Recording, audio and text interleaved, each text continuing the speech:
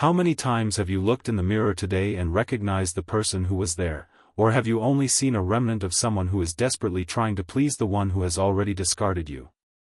The truth is, you are not suffering because you have lost someone's love, you are suffering because, in the process of trying to hold on to that person, you have committed the greatest emotional crime possible, you have abandoned yourself. What you call sacrifice for love, psychology calls the annihilation of the self. When you become a satellite revolving around someone else's wants, moods, and time, you cease to be an individual and become a convenient extension. The other didn't leave you because you weren't enough, they left you because there was no one else there to be loved, just a needy reflection of their needs. Desire demands otherness, it demands that there be two, but you merged so much with the fear of being left that you eventually disappeared. In this video, we'll dissect the invisible mechanism that destroyed your attraction and how Otto Rank's concept of will explains why your despair is the greatest emotional repellent there is. Understand one thing, something changes in the fabric of reality when you finally stop running. If you're ready to face the nagging truth about your own addiction and take back the control you've handed over on a platter, sign up now. This isn't a self-help channel, it's a behavioral anatomy lab. 1. The annihilation of self-will. You believe that being easy, understanding, and always available is proof of love, but to the other person's brain, that's just a loss of value. Otto Rank explained that the basis of our identity is our will, the ability to affirm who we are in front of others. When you override your desires to avoid conflict or frowning, you're sending a subconscious signal that your presence has no cost. And what has no cost, has no value. Imagine the scene, you had plans, you had a routine, you had friends. Then this person showed up, and gradually you started canceling your appointments just to be available in case they called at the last minute. You think you're being a partner, but what the other person realizes is that you don't have a life of your own. You've become a shelf object that they pick up when they want and put away when they get tired. Human desire is driven by resistance. If there is no resistance, if you agree with everything and accept crumbs of time, sexual and emotional tension dies. You have become a shadow, and no one falls in love with shadows. The shadow is predictable, the shadow does not confront, the shadow just follows. For the other, you have ceased to be a challenge and have become an emotional piece of furniture in the house. The rejection you suffered began long before the official breakup. It started the day you stopped saying no. The no is what delimits where you end and the other begins. Without limits, you have deluded yourself. The other looks at you and no longer sees a mystical, interesting, or powerful person, he sees a mirror of his own wills. And no one feels desire for a mirror that only reflects what he already knows. The psychology of attachment shows that excessive closeness without individuality generates suffocation. By trying to merge so as not to be abandoned, you created exactly the scenario that the other needed to want to escape. Your lack of personal will made the relationship a monologue, where only his desires existed. This is exhausting for the one who receives and annihilating for the one who gives. Think about the messages you sent that went unanswered for hours. As you stared at the screen, you were trading your dignity for a second of attention. Each message of, "Is everything okay?" or "Did I do something wrong?" was a nail in the coffin of your attraction. You were asking for permission to exist in another's world, rather than being the owner of your own world. The inversion of power only happens when you regain that will. When you understand that your identity is non-negotiable. Otto Rank said that the fear of life is the fear of being a separate individual, and the fear of death is the fear of losing yourself in the other. You chose the fear of emotional death. You buried yourself alive in the life of someone who now walks over your grave without even realizing that you are down there screaming for attention. 2. The paradox of infinite availability. There is a cruel law in human psychology: we underestimate all that is abundant and overestimate what is scarce. By becoming a source of infinite availability, you have killed the curiosity of others. The other knows exactly where you are, what you are feeling, and that if he snaps his fingers at 3 in the morning, you will respond in seconds. Why should he strive for something he already possesses absolutely and unconditionally? The scene is classic. You see the notification, your heart races, and even if you're in the middle of an important job or having dinner with the family, you respond right away. You think it shows interest, but what the other person reads is lack of options. You're communicating that nothing in your life is more important than the validation that comes from that screen. That's scary. It's not attractive. It's the behavior of someone who doesn't have ground under their feet. Unexpected absence is the only tool capable of resetting the perception of value. When you stop being the first to visualize, the first to like, and the first to propose dates, you create a vacuum. And the human brain hates vacuums. The other, who was used to your guaranteed presence, begins to wonder, where is he? What has changed? Who is he talking to? This doubt is the seed of new interest. The problem is that you are terrified of this vacuum. You fear that if you disappear for 2 days, the other will forget you. But the truth is the opposite. If you don't disappear, he will never have the chance to miss you. Nostalgia is not born in coexistence, it is born in the distance processed by the wounded ego. When you withdraw the validation that the other received for free, you force a reevaluation of your role in their life. Infinite availability signals low self-image. Someone who values themselves has their time occupied with their own construction. When you become someone's emotional technical support, you lose the status of lover and gain the status of resource. Resources are used until exhaustion and then replaced. Lovers are desired because they possess a mystery that total availability destroys. Stop justifying your neediness as loyalty. Loyalty is something that is given to those who reciprocate with the same weight. What you are doing is offering a feast to those who did not even give you the crumbs. The psychological mechanism here is reinforcement. If the other treats you with indifference and you respond with more presence, you are rewarding their bad behavior. You are teaching them that ignoring you has no consequences. Breaking this pattern is violent for the ego of those who are used to control.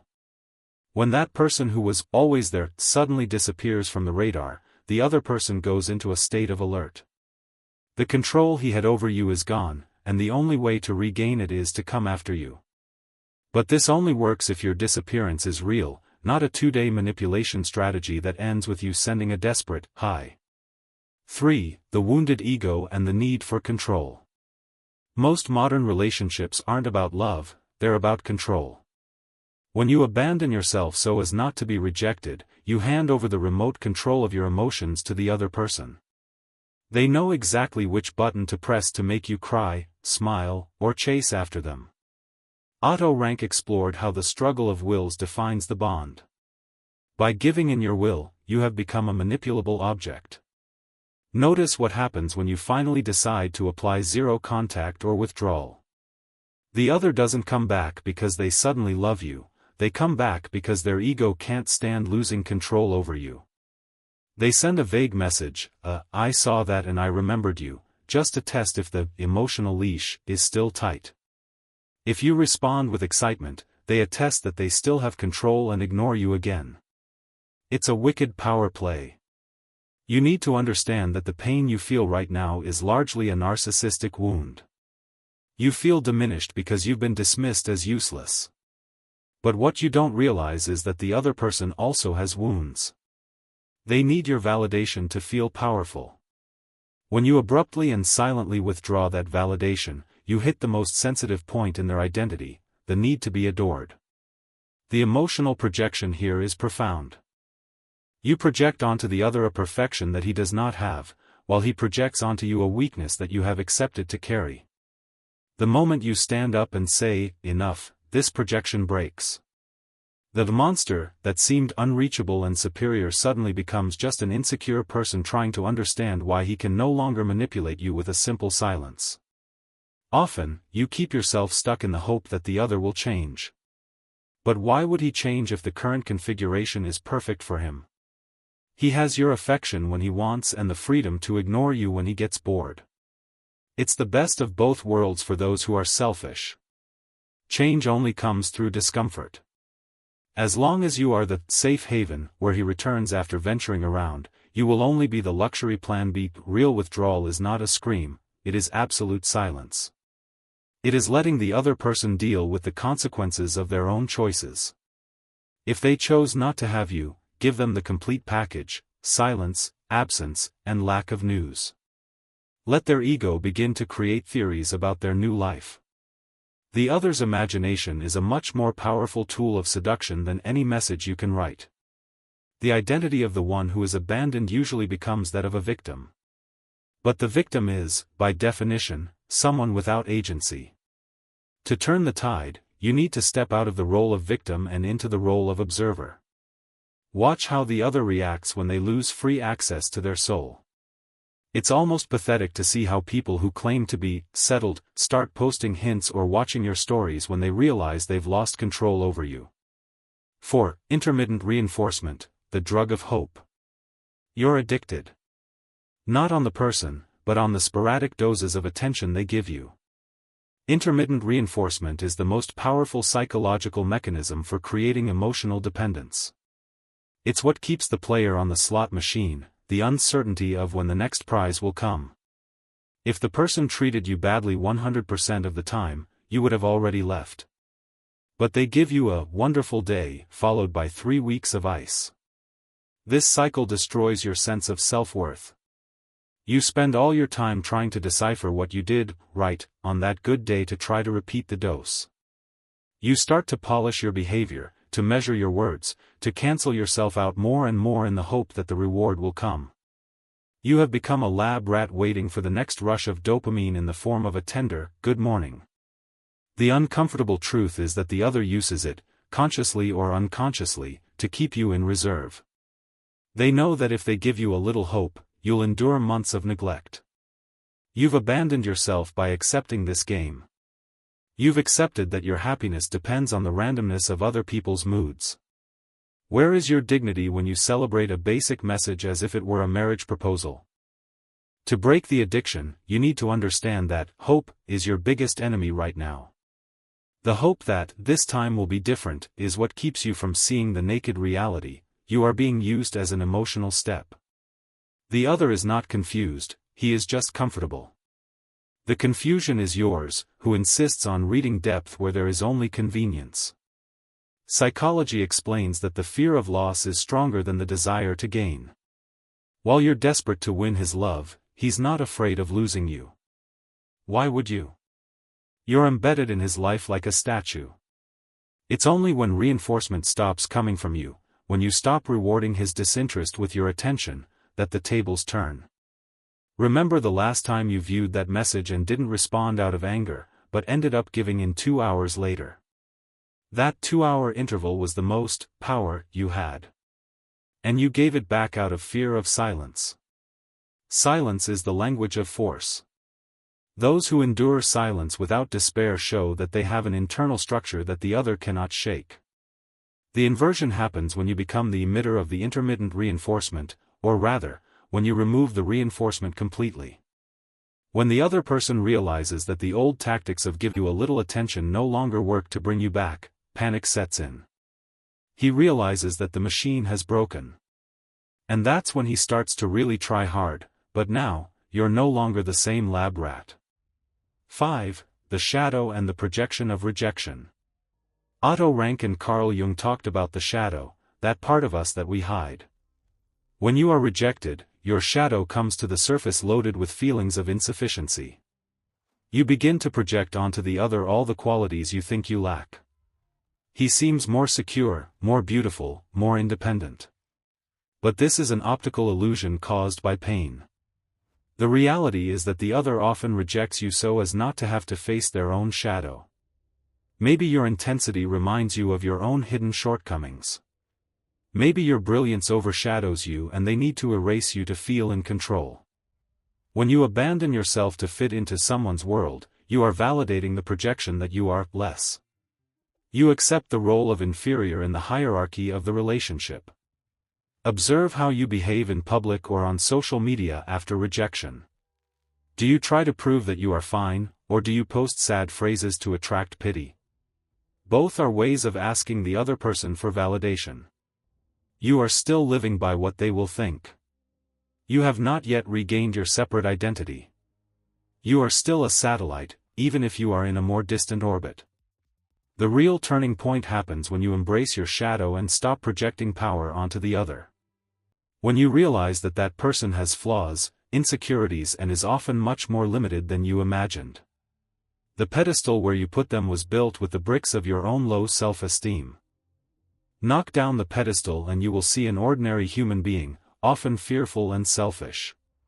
Rejection hurts because it touches the original wound of birth, separation. Rank said that we spend our lives trying to heal this trauma of original separation. When someone leaves us, we feel that we are going to die emotionally. But it is precisely in this death that real individuality can be born.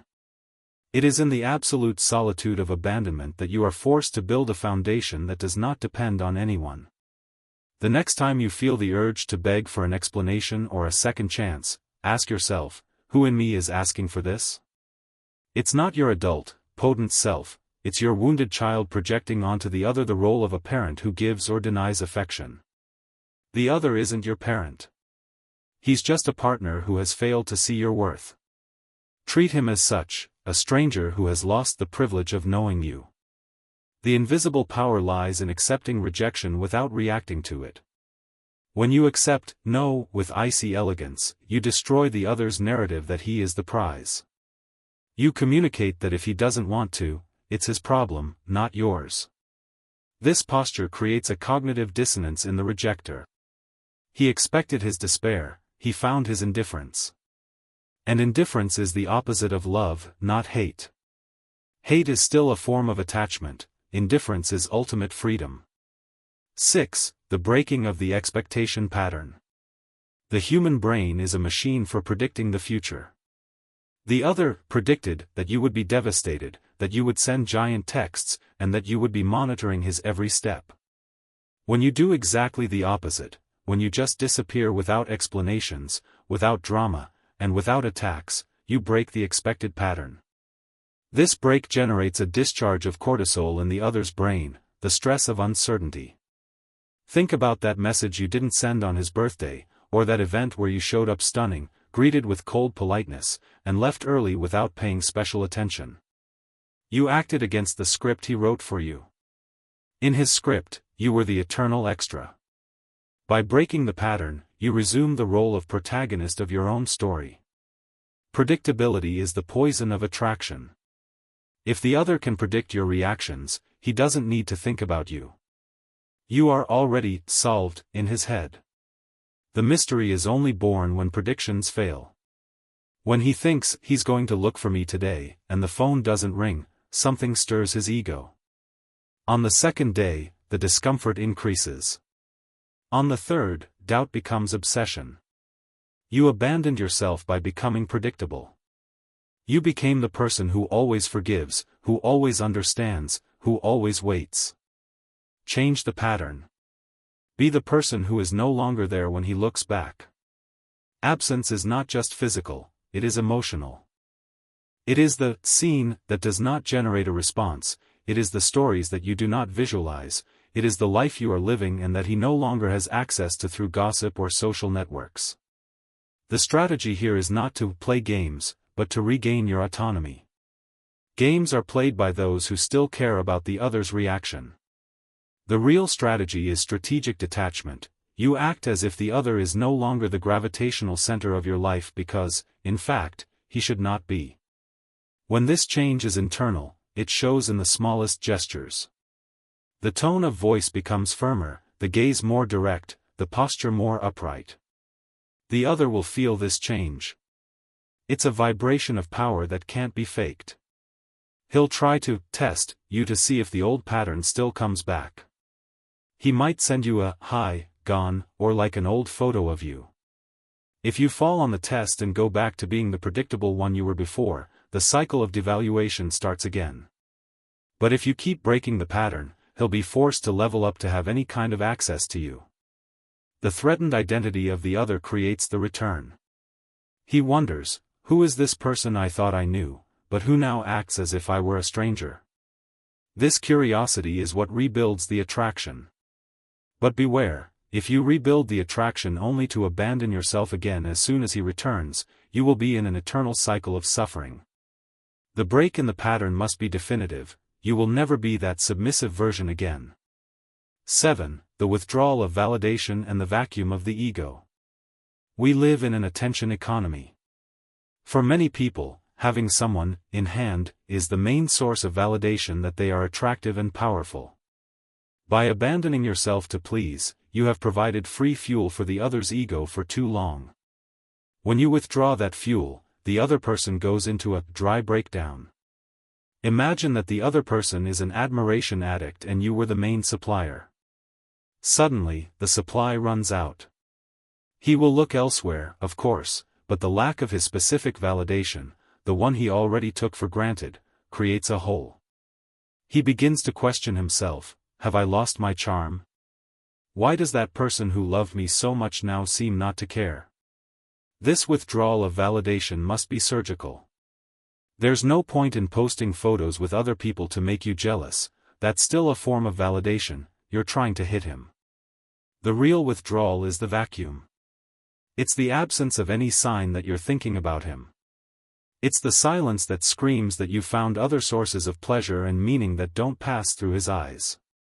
Otto Rank mentioned that the greatest struggle of human beings is between the need for union and the need for separation. By abandoning yourself, you have forced an unhealthy union. By moving away, you force the separation necessary for the value to be perceived. The other can only appreciate the light when they experience the darkness of your absence. Let them stay in the dark for a while. Don't light their path with your likes or messages of support. Often, you feel guilty for being cold. But understand, what you call coldness, the world calls self-preservation. If you don't protect your worth, no one will do it for you. The other didn't feel sorry for you when they ignored you or treated you as an option. Why would you feel sorry for giving them the silence they provoked? Emotional justice is allowing each one to reap the fruits of what they have sown. The inversion of power occurs when the other realizes that they need to earn their validation again. Before, it was free. Now, it has a high price: respect, consistency, and commitment. If he is not willing to pay, let him continue in a vacuum. The problem is that you usually accept emotional discount coupons. Someone treats you badly for months and you accept a lame 5-minute excuse. Stop devaluing yourself in the market of affection. The vacuum of the ego is where obsession is born. When a person cannot understand why he has lost control over another, he begins to think about that person 24 hours a day. What was indifference on his part becomes curiosity, which becomes desire, which becomes the need to prove to himself that he can still have you. But at this point, you must be so focused on your own construction that his return will only be a detail, and not your salvation. 8. Emotional scarcity as a value strategy. In any negotiation, the one who is most willing to walk away is the one who holds the power. In the relationship, it's the same thing. If you demonstrate that you can't live without the person, you've lost the negotiation. Emotional scarcity isn't about being bitter, it's about being selective. It's about showing that your affection, your time, and your intimacy are limited resources for qualified people. You abandoned yourself by treating your presence as an all-you-can-eat buffet. Anyone could enter, serve themselves, and leave without paying the bill. Now, you must close the doors and put a security guard at the entrance. The name of this security guard is criterion. Anyone who wants your time will have to demonstrate that they deserve it. Anyone who wants your attention will have to offer real reciprocity. Scarcity generates value because it forces the other to prioritize. When you're always there, he puts you at the bottom of the priority list because you're not going anywhere at all. When you become scarce, you move up the list. He starts organizing his life to fit yours, not the other way around. This change in dynamics is fundamental for any healthy relationship or for any regaining respect. Real situation: he asks you to go out at the last minute, on Saturday night. The old you would cancel everything and run away. The you strategist replies, "Today I can't, I already have an appointment. Maybe at another time." Notice the difference. You weren't rude, you just communicated that your life goes on without him. You are not an emergency plan for other people's boredom. Scarcity psychology acts on the brain's reward system. What is difficult to obtain releases more dopamine when it is finally achieved. By becoming scarce, you become a high-value reward. The other person comes to value every minute by your side because they understand that those minutes are not guaranteed. They can run out at any time if they don't take good care of you. This strategy requires an iron stomach. The fear that scarcity will drive the other away for good is real. But think about it. If your total presence wasn't enough to keep him interested, why do you think continuing to be easy will work? The only chance you have is to change the perception of value. If he leaves for good because you stopped humiliating yourself, then he never loved you, he just loved the ease you provided. The real identity threatened here is his. He will have to deal with the fact that you are no longer the unconditional, safe haven. This generates an identity crisis in the rejecter. Who am I if I no longer have that faithful subject? To resolve this crisis, he will have to come to you. And when he comes, he will meet someone who has learned that his own company is too valuable to be wasted on those he does not know how to appreciate. 9. The psychology of absence and the construction of myth. When you're present all the time, the other person sees your flaws, your insecurities, and your ordinary routine. You're too human. But when you withdraw, their memory starts to work.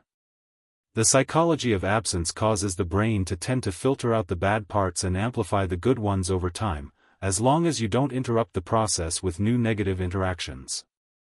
Absence allows you to stop being a boring person who demands attention and become a memory of good times. But for that, silence has to be absolute. Every time you break the silence to complain or ask for satisfaction, you reinforce the negative image he has of you. You dirty his memory with more evidence that he did the right thing to move away. Think of zero contact as an incubation period. You're allowing the myth of who you were to grow in someone else's head. Without new information about you, he's forced to use his imagination. He starts stalking his networks, finds nothing, or sees only you focused on himself. He starts creating narratives. He must be seeing someone better, he must have realized I wasn't all that.